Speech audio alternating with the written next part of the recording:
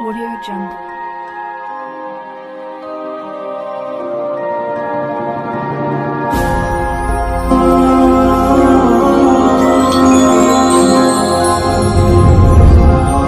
السلام عليكم ورحمة الله وبركاته. نحمده ونصلي ونسلم على رسوله الكريم أما بعد.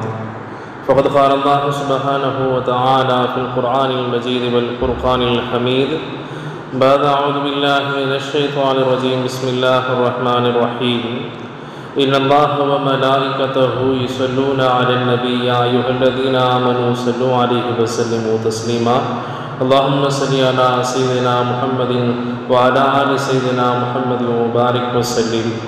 وقال أيضا في مكان آخر إن المصدقين والمصدقات وأقرضوا الله قرضا حسنا يضاعف لهم ولهم أجر كريم.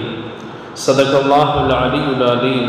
وقال رسول الله صلى الله عليه وسلم ما من يوم يصبح العباد فيه إلا وملكان ينزلان فيقول أحدهما اللهم أعط منفقا خلفا ويقول الآخر اللهم أعط ممسكا تلفا.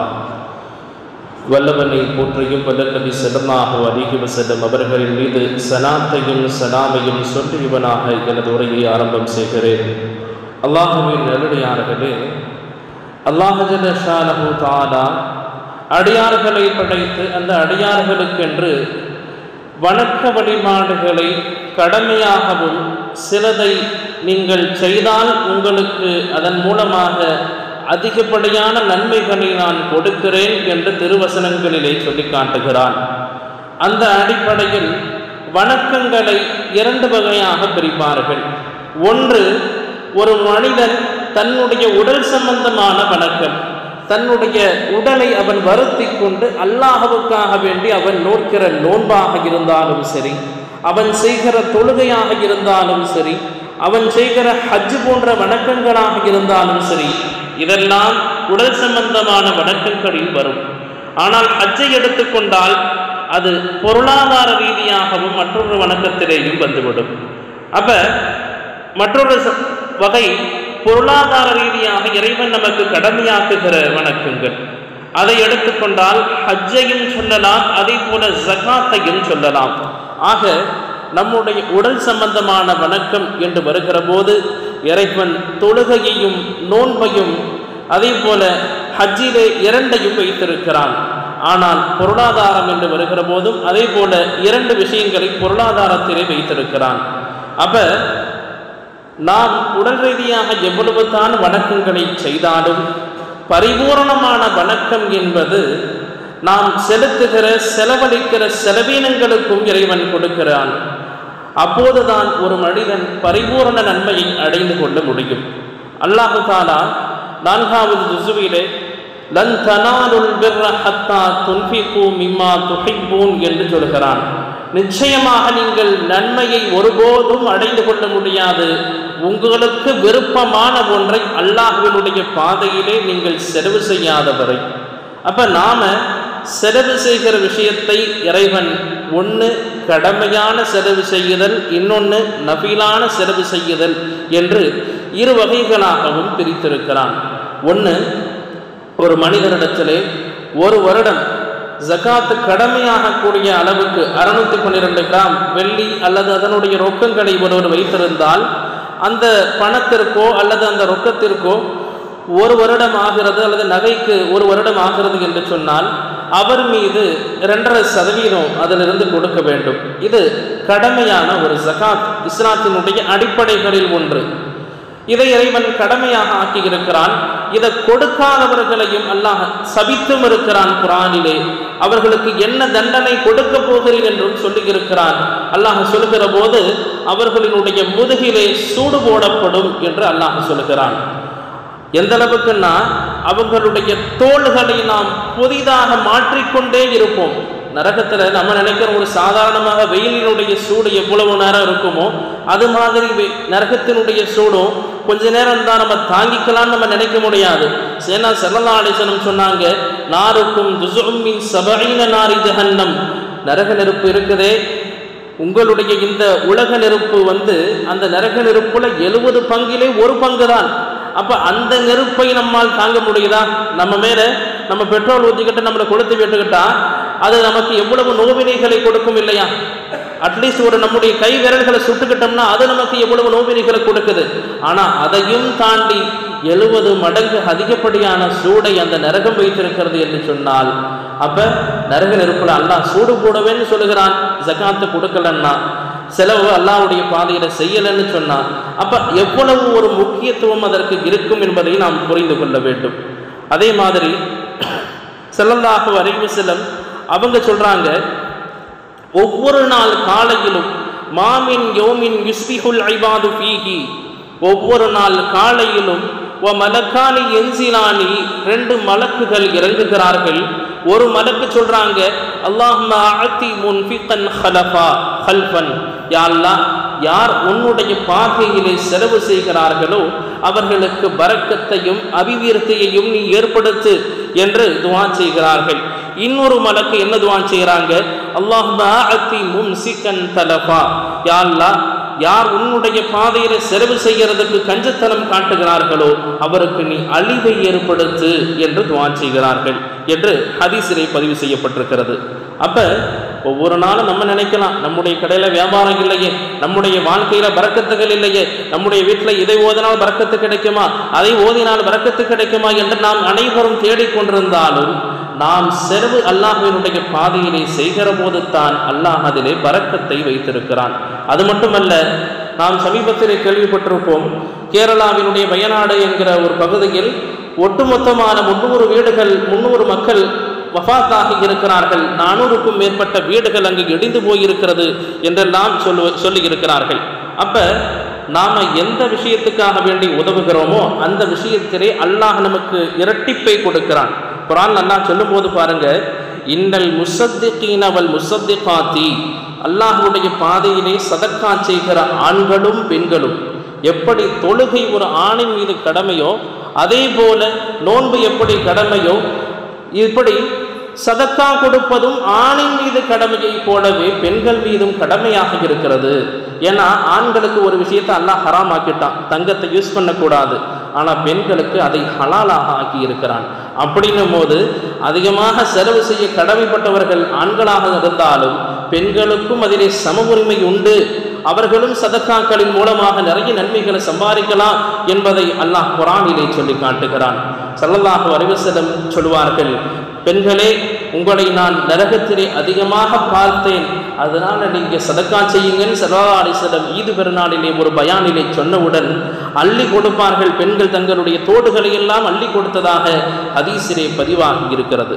அப்ப இதெல்லாம் எதை குறிக்கிறது என்றால், அப்படி நீங்க அல்லாஹ்வுடைய பாதையில கொடுத்தீங்கன்னா யுதாஅஃபு லஹும் வலஹும் அஜ்ருன் கரீம், அவங்களுடைய செல்வம் குறைந்து விடாது, மாறாக ரெட்டிப்பாக ஆக்கப்படும். நம்ம நினைக்கலாம் செலவு செஞ்சா செலவு தானப்பா ஆகும், அது எப்படி ரெட்டிப்பாக ஆகும்னு நினைக்கலாம். ஆனால் இது அல்லாஹ்வினுடைய உத்தரவினால் கொடுக்கப்படுகிற ஒரு பரக்கத்து. பரக்கத்துன்னு சொன்னா நம்ம என்ன நினைக்கிறோம், அதிகமான காசு, அதிகமான பணங்கள், அதிகமான ரூபாய் நோட்டுகளும் அதிகமான கடையில கஸ்டமர்கள் குவிந்திருப்பதும் தான் பரக்கத்து என்று நாம் நினைக்கிறோம். ஆனால் உண்மையிலேயே பரக்கத்து என்று சொன்னால் சிறிதளவிலேயும் நம்முடைய தேவைகளை நிறைவேறக்கூடிய அளவுக்கு ஒரு மனிதனுக்கு ஒரு பொருளை அல்லாஹ் கொடுக்கிறான் என்று சொன்னால் அதுதான் உண்மையான பரக்கத்து. ஒரு நாளைக்கு ஒரு மனிதருடைய கடையில் 1000 ரூபாய் தான் வியாபாரமே நடக்குது. ஆனாலும் அந்த 1000 ரூபாவை கொண்டு 10,000த்தினுடைய தேவைகளை அல்லாஹ் நிறைவு செய்கிறான் அப்படின்னா அதற்கு பெயர் பரக்கத்து. ஸல்லல்லாஹு அலைஹி வஸல்லம் அபூ ஹுரைரா ரலியல்லாஹு அன்ஹு அவங்க பசிக்குதுன்னு சொல்லுவாங்க. அந்த சமயத்தில் ஸல்லல்லாஹு அலைஹி வஸல்லம் அவங்க அபூ ஹுரைரா ரலியல்லாஹு ஒரு பை வச்சிருப்பாங்க. அந்த பையிலே பேரிச்சம்பழங்களை போட்டு எடுத்து சாப்பிட்டு கொண்டே இருப்பார்கள். உடனே ஸல்லல்லாஹு அலைஹி வஸல்லம் என்ன செய்வாங்க, அந்த பேரிச்சம்பழங்கள் அந்த பையை கொடுங்கன்னு சொல்லிட்டு ஸல்லல்லாஹு அலைஹி வஸல்லம் அதை ஓதி கொடுப்பாங்க. ஓதி கொடுத்தால் ஸல்லல்லாஹு அலைஹி வஸல்லம் சொல்லுவாங்க, உனக்கு எப்பொழுதெல்லாம் பசிக்கிறதோ அதிலிருந்து நீ எடுத்து சாப்பிடு அப்படின்னு சொல்லுவாங்க. அப்போ அபூ ஹுரைரா ரலியல்லாஹு சொல்றாங்க, எப்பொழுதெல்லாம் எனக்கு பசிக்குமோ அதில் கையை விட்டு நான் அள்ளி சாப்பிட்டு கொண்டே இருப்பேன். ஒரு கட்டத்தில் அந்த பை கீழே விழுகிற ஒரு சூழ்நிலை ஏற்படும், அந்த பை கவிழ்ந்து போய்விடும். அதற்கு பிறகு நான் எடுத்து பார்ப்பேன், அதில் எதுவுமே எனக்கு கிடைக்கிறது நின்று போய்விட்டது அப்படின்னாங்க. அப்போ சில பரக்கத்துக்கு இதுதான் காரணம். குறைவாக இருந்தாலும் நம்முடைய அதிகப்படியான தேவைகளை அல்லாஹ் நிவர்த்தி செய்வான். அப்படின்னும் போது நம்முடைய பக்கத்து மாநிலத்தில் இப்படி பாதிக்கப்படுகிறார்களே அவர்களுக்காக வேண்டியும் நாம் செலவு செய்ய கடமைப்பட்டிருக்கிறோம். ஏன்னா ஸல்லல்லாஹு சொல்லுவாங்க, அல் முஃமினு லில் முஃமினி கல் புனியான். ஒரு முஃமின் மற்றொரு முஃமினுக்கு ஒரு கட்டிடத்தை போல, ஒரு இடத்துல ஒரு உடலை போல என்று மற்றொரு ஹதீஸ்ல வரும். உடல்ல ஒரு பாகத்துக்கு நமக்கு உடம்புல வலி ஏற்பட்டால் எப்படி உடலில் உள்ள அத்தனை பாகங்களும் அதனால் நோவினை பெறுகிறதோ அதுபோல ஒரு முஸ்லிம் எங்கோ நோவினைப்படுகிறான், எங்கோ அடிக்கப்படுகிறான், எங்கோ ஒடுக்கப்படுகிறான் என்கிற போது நம்முடைய உள்ளம் கல்லை போல இல்லாமல் கருணையால் உருக வேண்டும் என்பதைத்தான் மார்க்கம் நமக்கு சொல்லி காட்டுகிற விஷயம். அப்ப ஸல்லல்லாஹு அலைஹி வஸல்லம் அவங்க சொன்னாங்க, நீங்கள் சதக்காக்களை அதிகமாக செய்வதனால் உங்களுடைய பரக்கத்து அதிகரிக்கிறது என்று ஒரு ஹதீஸில் சொல்லியிருக்கிறாங்க. இன்னொரு ஹதீஸில் சொல்லும்போது சதக்கா நமக்கு வரக்கூடிய ஆபத்துகளை இல்லாமலாக்கிவிடும். சொல்றாங்க ஸல்லல்லாஹு அலைஹி வஸல்லம், பாக்கிரு பிஸ்ஸதகத்தி ஃபஇன்னல் பலாஅ லா யதஹத்தஉ ஸதகா. நீங்க சதக்காவை விரைவா செய்யுங்க. நமக்கு ஒரு கஷ்டம் இன்னைக்கு வருதுன்னு அல்லாஹ் நாடி இருக்கான்னு வைங்க, அல்லாஹ் நாடினால் அது நடக்கும். அதே போலத்தான் அல்லாஹ் குர்ஆன்ல சொல்லும்போது நல்லதாக இருந்தாலும் தீயதாக இருந்தாலும் அல்லாஹ்வினுடைய புறத்திலிருந்து தான் உங்களுக்கு வருது. அதாவது உங்களுக்கு வரக்கூடிய முசீபத்தாக இருந்தாலும் சரி, உங்களுக்கு வரக்கூடிய பரக்கத்தாக இருந்தாலும் சரி, எல்லாமே குல்லுமின் இந்தில்லா அல்லாஹ் கிட்ட இருந்து தான் வருது. ஆனா அல்லாஹ்வுக்கு என்று சில விதிமுறைகளை அல்லாஹ் வைத்திருக்கிறான். அந்த அடிப்படையில அவன் சதக்கா செய்தவர்களுக்கு அந்த தீங்கை வராமல் அல்லாஹ் தடுத்து விடுகிறேன் அப்படின்னு சொல்லியிருக்கிறான். அதே மாதிரி ஸல்லல்லாஹு அலைஹி வஸல்லம் சொல்லுவாங்க, ஆமுருக்கும் ஃபஇன்ன மிஸ்லு தாலிக ரஜுலுன். அதாவது ஹதீஸிலே வருகிறது, யஹ்யா அலைஹிஸ்ஸலாம் முன்னாடி வாழ்ந்த ஒரு நபி, அந்த நபி அந்த உம்மத்துக்கும் பயான் செய்கிற போது அவங்க சொன்ன ஒரு வாசகத்தை ஸல்லல்லாஹு அலைஹி வஸல்லம் சொல்லி காட்டுவாங்க. என்ன சொல்லுவாங்க, ஆமுருக்கும் பி சதக்கா, சதக்காவை அதிகமாக செய்யுங்க மக்களே. ஃபஇன்ன மிஸ்லு தாலிக ரஜுலுன். அதுக்கு உதாரணம் என்ன தெரியுமா? சதக்காவுக்கு உதாரணம், உங்களை ஒரு மனுஷன் தலையிலிருந்து கால் வரைக்கும் கட்டி போட்டுட்டான், கட்டி போட்டுட்டு உங்களுடைய கழுத்தை வெட்டுறதுக்காக வருகிறான். அப்படி வருகிற போது ஒரே ஒரு நபர் திடீர்னு சொல்றாரு, அவர் விட்டுடுங்க, என்ன கொன்னுடுங்கன்னு சொன்னா எப்படியோ அது போலத்தான் உங்களுடைய உயிர் போகிற தருவாயில் உங்களுக்கு சதக்கா உங்களுக்கு கை கொடுக்கும் அப்படின்னாங்க ஸல்லல்லாஹு அலைஹி வஸல்லம்.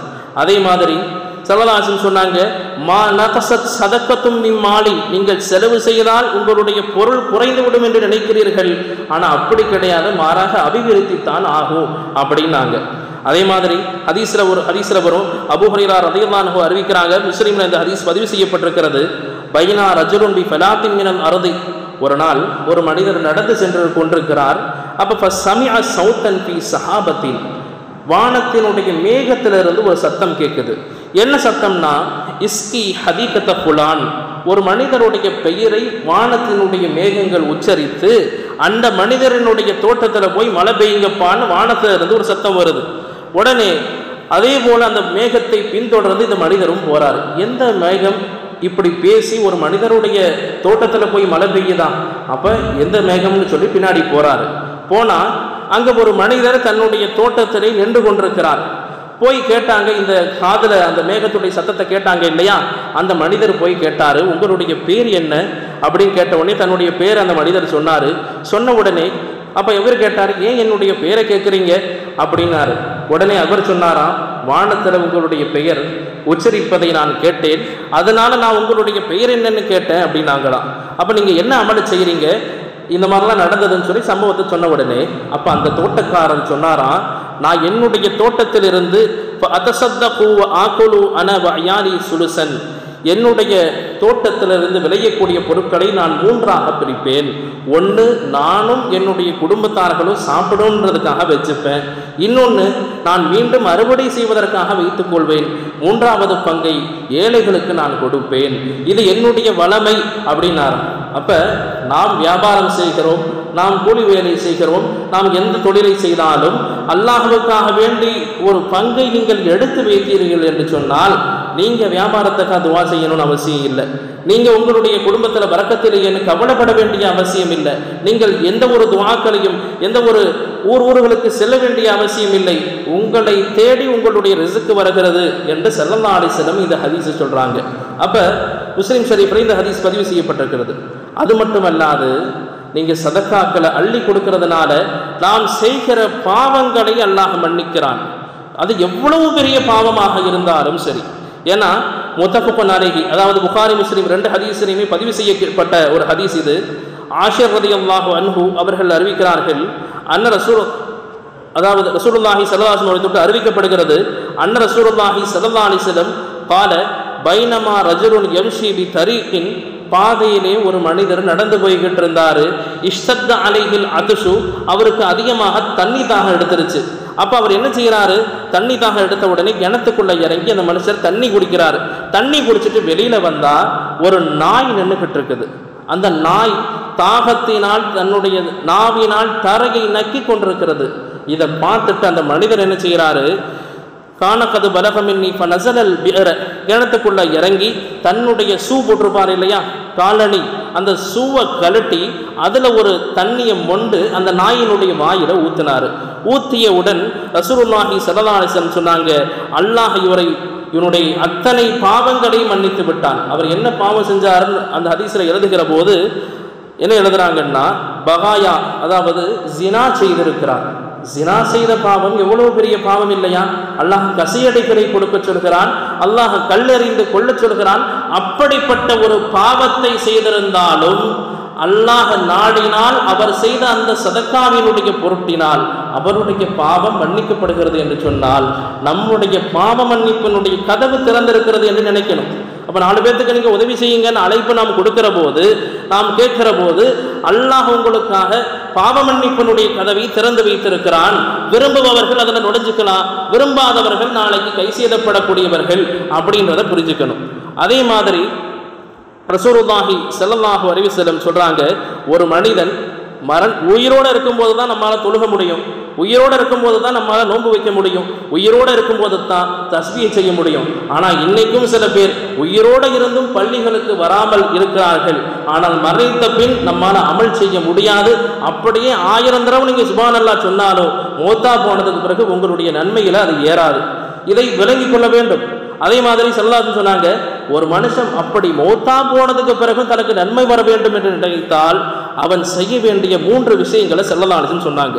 இதா மாத்தல் இன்சானு இன்கதா அமலுஹு, ஒரு மனுஷன் மௌத்தா போயிட்டா அவனுடைய அமல் இல்லாமல் போயிடுங்க, அடுத்து அவனுக்கு எந்த ஒரு அமலும் எழுதப்படாது. ஆனால் 3 விஷயம் மட்டும் கிடைக்கும்.